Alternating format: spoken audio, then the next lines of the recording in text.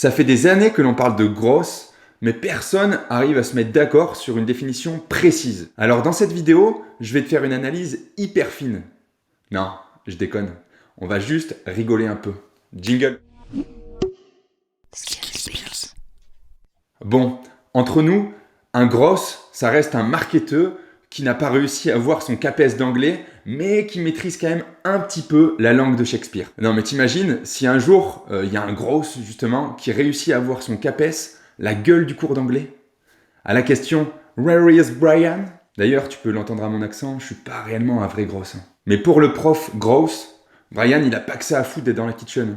À l'heure où je te parle, Brian, il est en train de scraper LinkedIn avec Phantom Buster et les pages jaunes avec un script Python fait maison pour justement nourrir un tool de Sales Automation et cibler son ICP, donc son Ideal Customer Profile. Because Brian fuck RGPD, Brian like growth. Et autant te dire que si dans la classe, là, il a un élève qui a un daron qui bosse à la CNIL, il est pas prêt d'avoir le brevet, le gamin. Non mais soyons sérieux 2 secondes.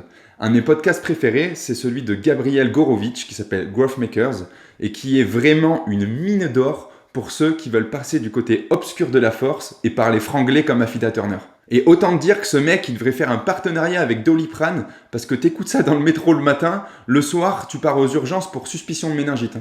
Et je te dis pas quand il invite des mecs comme Guillaume Cabane. Là, la méningite, elle se transforme en AVC.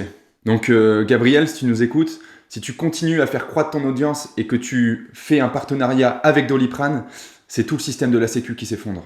D'ailleurs, en parlant de sécu, c'est pas le moment de remplacer Olivier Véran par un mec qui fait du gros. Parce que la courbe de l'épidémie Covid, j'aimerais pas la remonter en vélo. Non mais imagine une seconde les mesures sanitaires du mec. Première mesure, alors tous les boîtes et les bars peuvent rouvrir.